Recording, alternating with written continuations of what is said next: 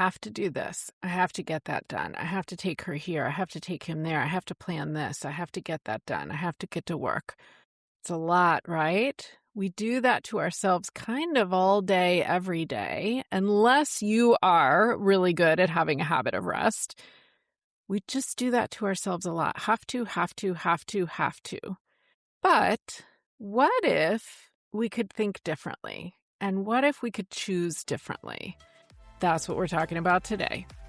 Welcome to Mind Your Midlife, your go-to resource for confidence and success, one thought at a time. Unlike most advice out there, we believe that simply telling you to believe in yourself or change your habits isn't enough to wake up excited about life or feel truly confident in your body. Each week, you'll gain actionable strategies and, oh my goodness, powerful insights to stop feeling stuck and start loving your midlife. This is the Mind Your Midlife podcast.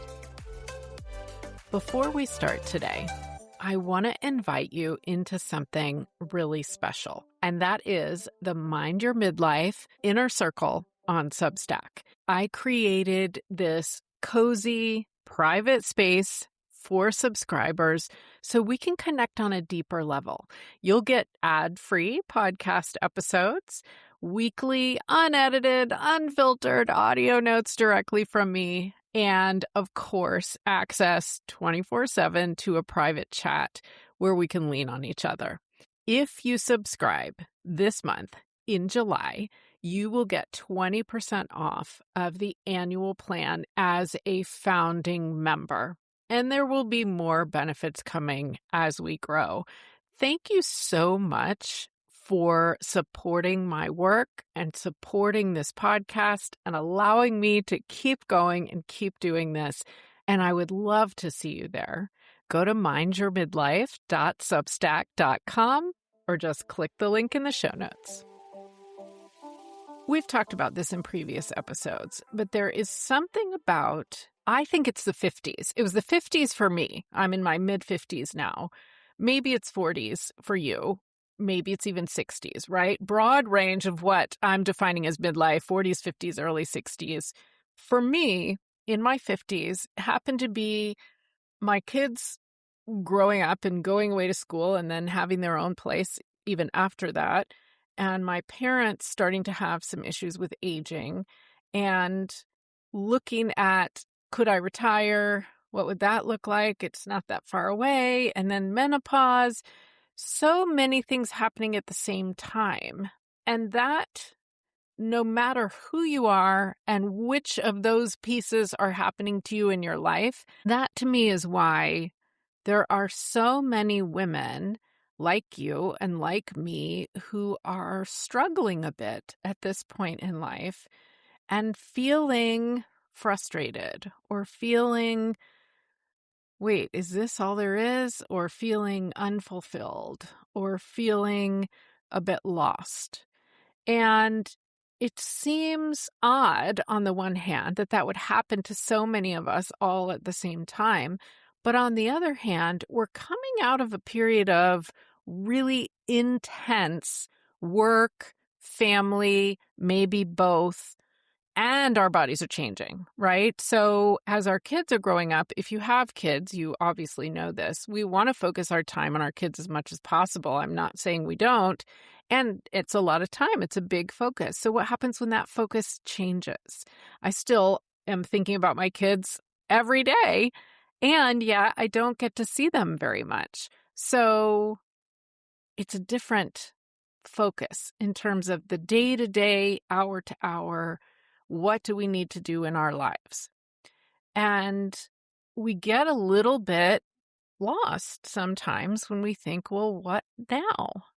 And we don't feel like we have a choice and we don't feel like we have any agency in the situation. And I am here to say, along with my guest today, that we do. have agency in the situation.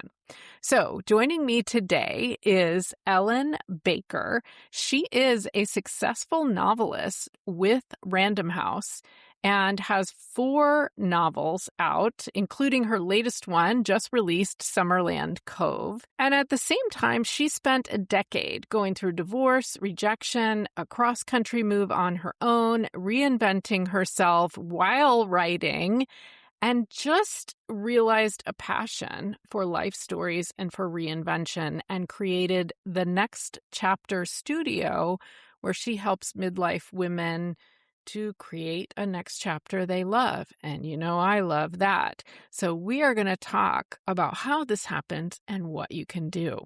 Welcome, Ellen. Thanks for joining me. Thank you so much for having me. I'm thrilled to be here.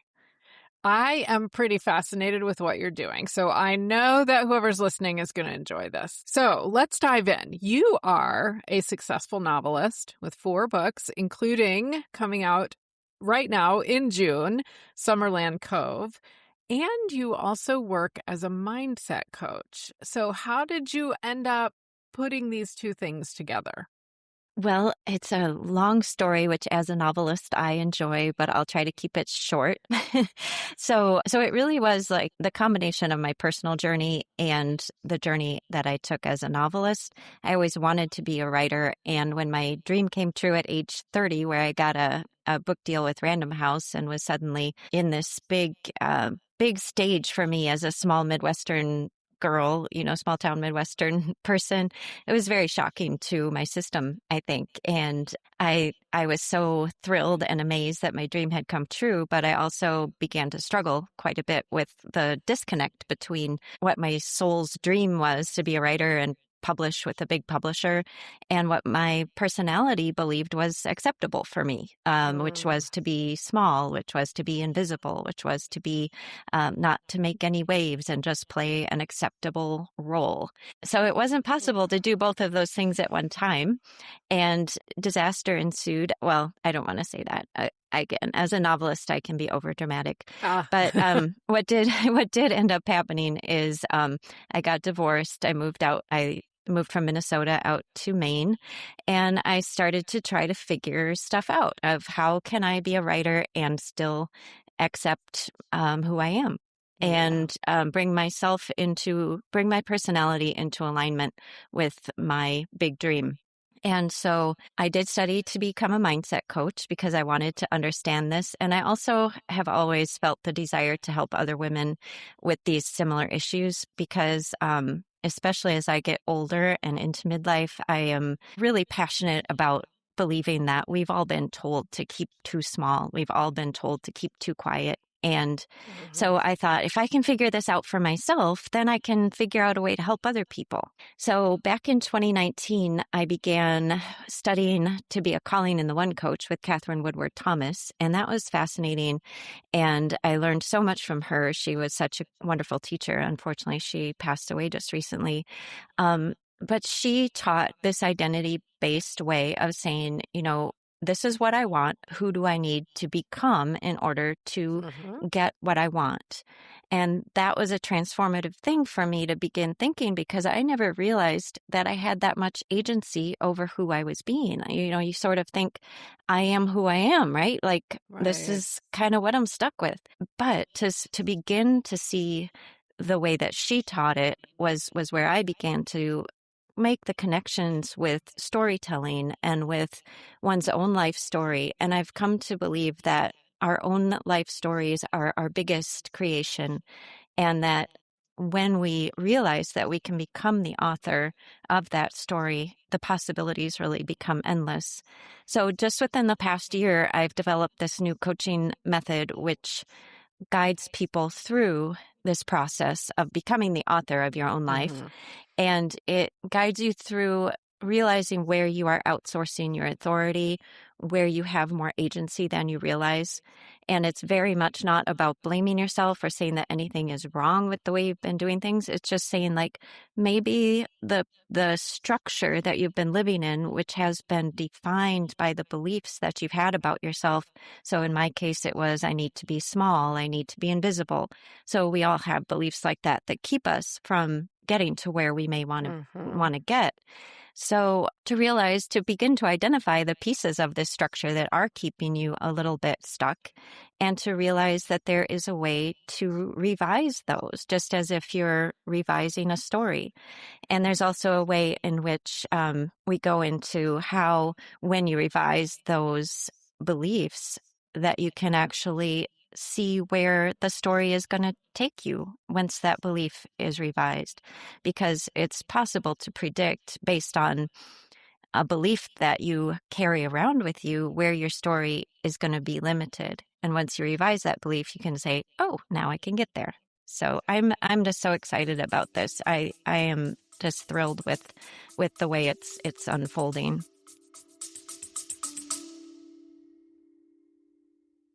Let's pause for a quick second because I want to let you in on how I start every single morning. At this stage of life, I absolutely refuse to deal with a 20-step morning routine. You have heard me say that. I just want to feel my best. For more than 2 years, my non-negotiable has been this one simple duo. It easily checks off my daily veggies, probiotics, vegan collagen builder, all at once. And it gives me great, clean energy. And I literally never travel without it. If you want to streamline your mornings with healthy habits, check out the Green Synergy Elixir and Energy Fizz Duo over at CherylPFisher.com/greens. It's really fascinating because what resonated with me quite a bit that you said is the idea of you should be hidden, you shouldn't stand out. Like deep inside you, you believe that. For me, it's similar, not exactly the same, but I have realized over the years that I thought I needed to blend in and not be noticed in a particular way, like slightly different angle, but almost the same thing. It was kind of like, what would the neighbors think? You know, we have to blend in, we have to be not noticeable. And for someone like me who likes to speak and do a podcast and all this stuff, it was, uh, sort of this cognitive dissonance that I was having that was very confusing for a while. And I eventually realized that you can change what you think about these things. And I don't think most of us realize that. I think that's true. It has certainly taken me many years and many modalities of, working with mind-body connection and working with, trying to uncover what is it that's truly in there in the subconscious that's driving my behavior, that's driving my actions. But it is really exciting once you figure out a method to get in there and start to shift those around, and you realize that you do have more control. And it's not that it creates change necessarily overnight, but once you start to rehearse those new beliefs, and once you start to work with those new beliefs, and you start to realize that, oh, this is possible for me, I can act in a different way, I can be a different way, I can become comfortable with being a different way, because that's part of it too, is like our fears keep us kind of constrained, and our thoughts of, well, I couldn't possibly do that, that's not me, I don't do that. And those are all just stories that we're telling ourselves. So the idea is, tell yourself a new story and you'll create a new story. So that, I think, is just very exciting. And it seems almost too simple. Tell yourself a new story and create a new story, but that's what it is. We're telling ourselves stuff in our heads all day long. It's way more powerful than most of us realize. Yeah, I agree. So let's kind of stay in the similar vein of what you and I have both confessed to, that we thought that we had to blend in or hide or whatever. I think there are a lot of women out there who are successful, high-achieving women. They get to midlife and the various kind of things come up for them that tell them, I really want to make a change. Maybe they get frustrated, or, they realize they're tired of where they want to be. Maybe they've always prioritized others instead of themselves. They've always followed directions, been the good girl, or however you want to say it. So what are some things that women tend to notice that tell them, okay, maybe it's time to make a change? Our emotions are our first cue, and a feeling of frustration, a feeling of anger, a feeling of disappointment, or anxiety, all of those are going to be cues that something is misaligned. And I like to speak of it in terms of alignment because it's just, it's an energetic concept in a way, but you can also picture it almost geometrically. Like here is a way I'm feeling and here's what I want, and they are not aligned. And if you can even visualize it and say, okay, what would I need to believe in order to bring myself into alignment with what I desire? I think, it's a many layered process, because the other problem is that we have also been told that we're not supposed to really want anything. Or, if we do want something, it's buried way underneath what everybody else wants. Or we are so conditioned not to notice what we want or need that we don't know that we want or need anything. And I speak from experience on that, but I'm learning to recognize my needs. And by noticing that the emotions are the cue. If you're frustrated, if you're unhappy, that's the cue that something is not in alignment. And there are small ways to work on just sort of listening to your body, listening to those feelings a little bit more and saying, okay, what do I need in this moment? And it may not, be a huge life-changing thing. It's just, if you can even ask yourself that question, is kind of revolutionary in a certain way. Like, what do I need right now? Oh, boy, I've never really stopped to ask myself that before, but interesting question, right? So that's kind of where it begins, is just noticing those emotions and then responding, like listening to the answer of what it is that you need or want.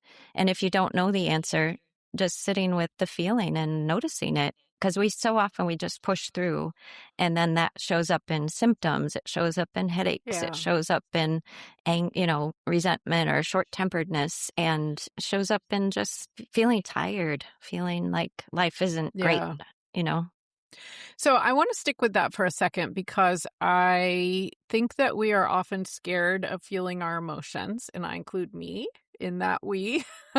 It was a hard thing to get used to and to be comfortable with. And I think when we say to ask yourself what you need, I agree with that completely. And a lot of times, as you said, I think we're going to go, I don't know. Like, I don't know. So how is this helping me? I don't know. And I like that you said sit with it, but can you sort of explain a little bit more? What would that look like for someone if they didn't have the answer and we want them to just kind of sit with that emotion? What does that look like?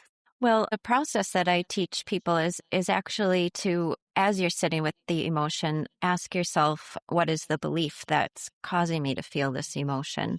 So there's again, a misalignment between what you want. And it might just be, I want 20 minutes to sit down and read a book. And I can't find it. Everybody needs something from me. There's too much to do.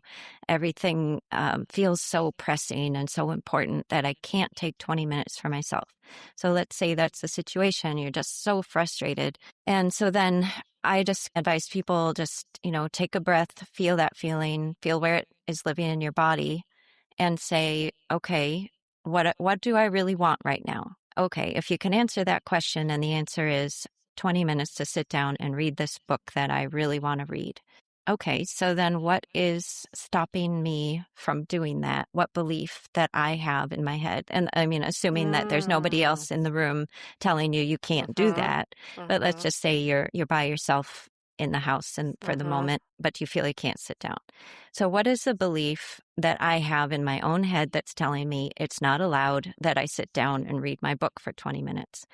And oftentimes you're going to uncover something like, well, I haven't proved myself worthy of relaxing yet. I haven't proved that I've gotten everything done. My to-do list is still there, and I value getting my to-do list crossed off. And then, so from there, if you can identify really that gap between what you want and what's happening and what the belief is that's causing it, you can then say, okay, well, what if I chose just in this moment to believe something different? And if I could believe in this moment that I don't need to prove anything to anybody before I sit down for 20 minutes. Is the world going to fall apart if I sit down for 20 minutes? Nope. No, I can know that for a fact. Like it feels like it when you're in that hustle and grind and you're in the moment of like, I've got to do this. And we're so caught up in the proving and the achieving and everything has to be just so. But what if you gave yourself the grace to say, I need this time with my book. I just need it. And so in order to do that, to allow yourself that and feel good about it, you go into the belief area and say, I believe I am worthy of relaxing before I finish my to-do list.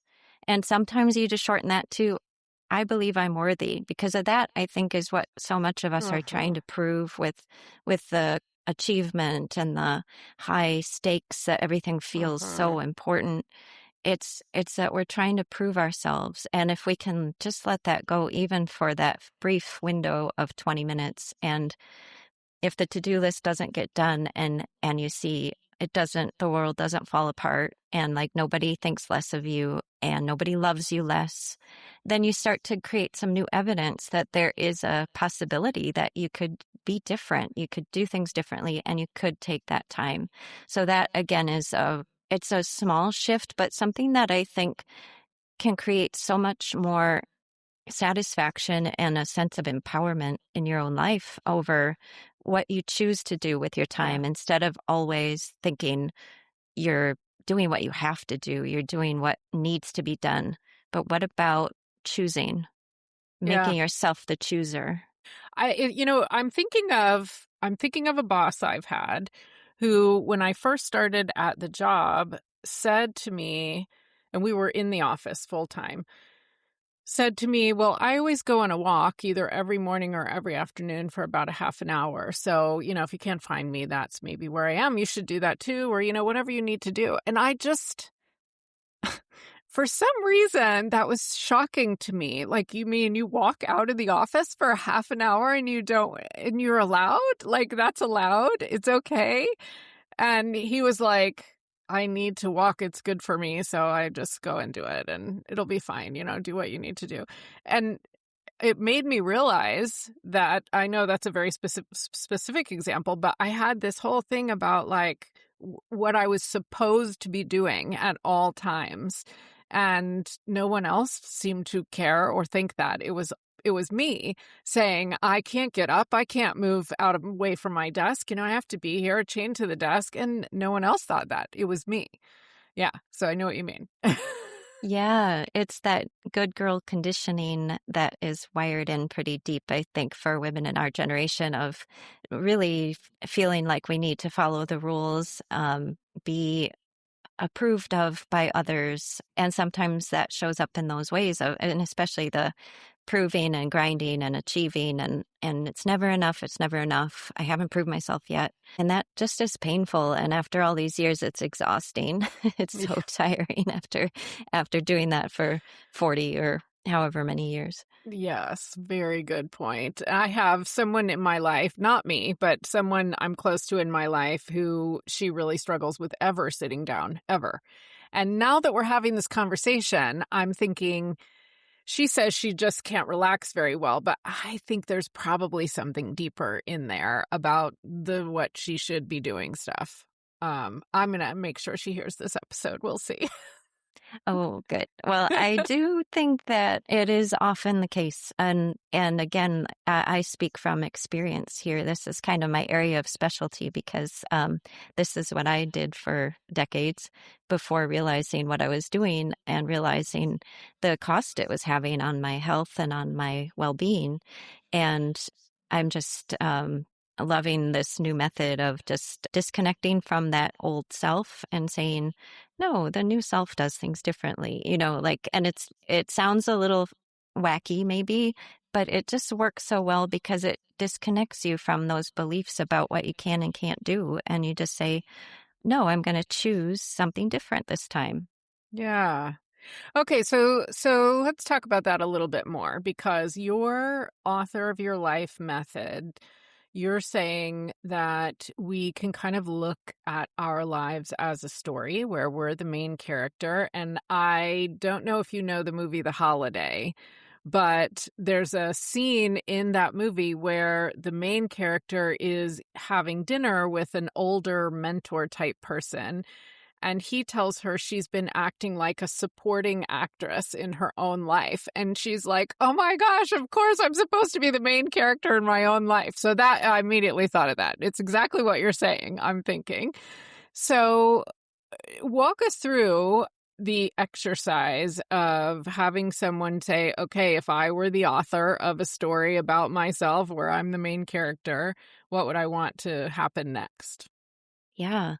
So in my method, it is very much a matter of embodiment and of choice. And so by that, I mean that the first thing I take people through is a process of moving your authority from wherever you've been outsourcing it. And we get to the kind of the core belief of maybe it's the I need to prove myself or I need to be a certain way before I can do anything. I'm Mhm. looking for permission of what I can and can't do. And again, there's no judgment around these things. It's just useful to recognize that, oh, that's how I've been operating and I can choose differently. So what I always think of it as is if you think of your energy, you can actually feel when you're projecting your energy out of your own body. And the process of becoming the authority over your own life draws the energy into your body and into the core of your body. And this can be done through breathing and visualizing. And so that's part of it. And once you do that and you do the deep breathing and you say, I am the author of my own life, you feel a shift. Like it just becomes a different locus of authority. Mhm. And once you have shifted that locus of authority and you've learned how to move your energy, because it will go back out. Like we're just so accustomed Sure. to tuning into other people's needs and what we walk in the room and the first thing we do is scan. I've actually heard that men look around and look for who they can beat up in a fight and who they can't, who they could take and who they couldn't. When I heard that, I was blown away. I said, we don't do that. As women, we look around like, who can we make friends with and who's going to Yes. maybe be an issue in some way, or Mhm. which person is upset that we can try to make them feel better. Like, I think that's where our energy goes, is like to try to understand the room that we're in and try to make it all good. But when you notice that you're doing that with your energy, you can draw your energy back in, and then you make your decisions from within yourself instead of what does that person need and what does that person need. And it's a much calmer feeling and it's a much more grounded and empowered feeling. So from there, you begin to make decisions in a different way. And from there also, we can begin to think about what it is that we actually want. Mhm. And that's where becoming the author of your story comes in. So Mhm. it's actually several steps in the process, because the first thing is to stop outsourcing your authority in maybe little and large ways. And then work on some of those internal beliefs and uncovering what they are and rewriting them. And then from there, saying, okay, what is it that I really want in my life? And who do I need to be to get there? So that really is the kind of the layers of the Mhm. process. And what would you say? I'm just imagining somebody listening might be wondering about what would you say to someone who says, well, that sounds good, but how would I say this? That sounds good, but I have to take care of my kids and I have to go to this thing and I have to do that and my schedule is full and I don't the outsourcing the authority thing, I could see people going, well, I have to do all these things. So I'm not sure Mm. how I would do that. That's a great question. I know a lot of people wonder that. So really, the first thing to do is to change, when you change the locus of authority, the question or the statement changes as well. And it changes from I have to I choose to. Uh, Um, and even by doing that, even if you change nothing that you're actually doing and you're changing nothing about how responsible you are for your kids and how good of a partner you are and how good of a school board member you are or anything that you're doing. But you change it from this sense of obligation and proving to a sense of, I choose to do this. And then you have your why. I choose to take good care of my kids because I want them to be happy and healthy. I choose Mm-hmm. to be the best partner I can be because I want my partner to be happy and fulfilled.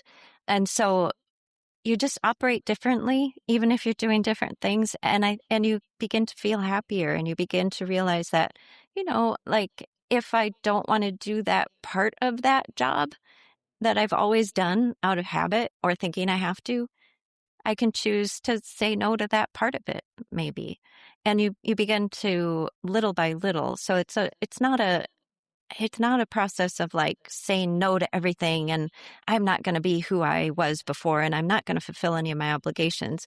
To me, one of the most important things about life is to have empathy and compassion for other people and to be a good partner and a good person in relationship to whomever you're interacting with.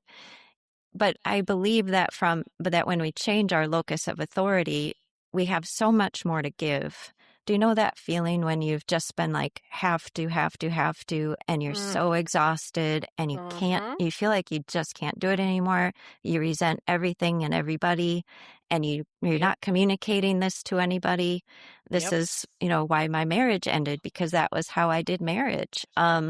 And I didn't know another way to be. And so now I've learned a different way to be in relationship, which I'm still working on, but it is so much better because I have the right to say no. I have the right to say, no, I don't think I want to do that.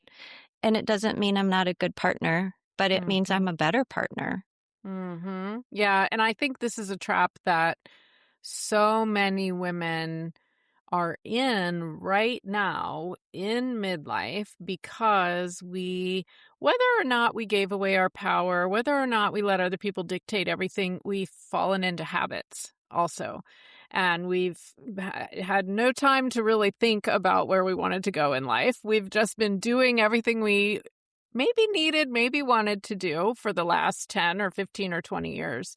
And I think that what you describe is probably how a lot of women feel at this point in general. Yeah, I actually wrote about that exact thing in my novel Summerland Cove. My main character, Lindy, is 48 years old and she's planning the summer of a lifetime with her husband David's 50th birthday, her parents' 50th anniversary, and her daughter's wedding. So, of course, she's been driving herself mad just getting all that ready, and it all needs to be perfect, and it's all on her. And the first event is her husband's birthday, and he doesn't show up for the party, and everything gets thrown into chaos. And she really has to reassess everything and all her choices and her priorities. Oh. And I really was feeling into that problem that women have at this stage of life of like all that you've put into raising your family, the sacrifices and the high hopes and the constant pressure that there is to Yep. get it right. Yep. And so I do think it's a moment that is really high pressure to say like you're just about to launch your children into the world. You've got parents that are aging, which is another problem that my character Lindy has, is her dad has dementia, and that's heartbreaking and horrible. And it's just a difficult time of life. We're getting pulled in Yeah. every direction and so much change and so much transition, and then the chaos of our bodies and um, lack of sleep. So I think what I'm really excited about with offering this author your life approach is that it gives you a sense of agency when everything else feels out of control, I think. And if you can gain sense of agency over yourself and your own choices moment to moment, even if the chaos doesn't change, and even if all the relationships are challenging, and even if all the transitions are challenging, if you can be at peace with yourself and know how to draw your energy into your body and know how to say, check in and be like, okay, that's okay with me. And, oh, no, that's not okay with me. Just having the ability to do that moment to moment, I think, is a saving grace. Yeah. Yeah, that makes a lot of sense to me. Very powerful. And thank you for telling us about your book. It has just released. Well, yes, that was the synopsis. The one thing I'll add is that it takes place on the coast of Maine, which is where I live. And I absolutely love the coast of Maine. I've lived here for 15 years, and it takes place in a summer cottage that this family has had for generations. So that's another piece of the Mm, story is their love for this cottage and the transitions they're going through with the generations and struggles over ownership. And so a lot of Maine coast summer cottage vibes in the story as well. sounds good. Sounds good. Okay, so tell whoever is listening, tell us how people can find you, learn more about your books, learn more about your coaching, whatever they might be interested in. Yeah, so thank you again so much for having me. And if people want to find me, they can find me at ellenbakernovels.com. That's my website where you can find out about my books and events and also about my coaching. Particularly if you're interested in my Author Your Life program, I have an online group coaching community, which is called the Next Chapter Studio. And you can find that at ellenbakernovels.com/studio. Or you can also find me on Instagram at Ellen Baker Novels. Perfect. And I will put all that in the show notes to make it super easy. Okay. So the last question I always ask is what is the one thing that you want somebody listening to remember? And I ask that having in mind that we're all busy, we're all multitasking while we listen to podcasts and we don't remember everything. We just maybe make a note to come back. Who knows? But what is the one thing you want somebody listening right now to take away with them? I want folks to take away that change can begin with a tiny, tiny pivot. Do you Mm. know the idea that when you're sailing and you're on the ocean, if you change the degree by, a fraction of a degree, you will end up thousands of miles out from where you would have ended up had you not changed course. And that's what just doing a small shift, like asking yourself, what do I need in this moment? And then giving that to yourself, or asking yourself, what is causing this frustration? Is there something I can change about what I'm doing and who I'm being in this moment? And you don't have to burn it all down. You don't have to be dramatic. You can just do a small change and it can change the trajectory of your story. I love that and totally agree. And there's also a book called The Slight Edge that I can't think of the author right now that talks about this as well. Just these small things and they keep adding up and they keep adding up. Yeah. Yeah. Great point. Thank you for that. And Ellen, thank you for joining me. Thank you so much for having me, Cheryl. It's been such a pleasure. Okay, what do I say at the end of pretty much every podcast episode? Take just a little bit better care of yourself in midlife. And what did Ellen just say? Small adjustments. Small adjustments make a huge difference. It can be shocking, in fact, how that can multiply. And I used to be a geometry teacher, so if you're watching this on the video, I'm showing a straight line and then I'm showing slightly different. And look at how they get farther apart as you go along. Anyway, small things. Taking just a little bit better care of yourself. Small things. Asking yourself what you want. Small changes. Tiny. Noticing glimmers more than you ever used to. Make a huge difference. What a great thing to take away from this episode. I hope it helps you. Now, if you're listening on Apple Podcast, go head down on the Mind Your Midlife page, tap the 5 stars, leave a couple sentences review. It makes such a big difference. And I will read some reviews on upcoming episodes. So maybe you'll get to hear your review on the podcast soon. Thank you for doing that. And keep remembering, it's your time, just as I said, to take just a little bit better care of yourself. On the outside, meaning healthy, take care of your body, and on the inside, and that's all inside your head. Just a little bit better makes a big difference.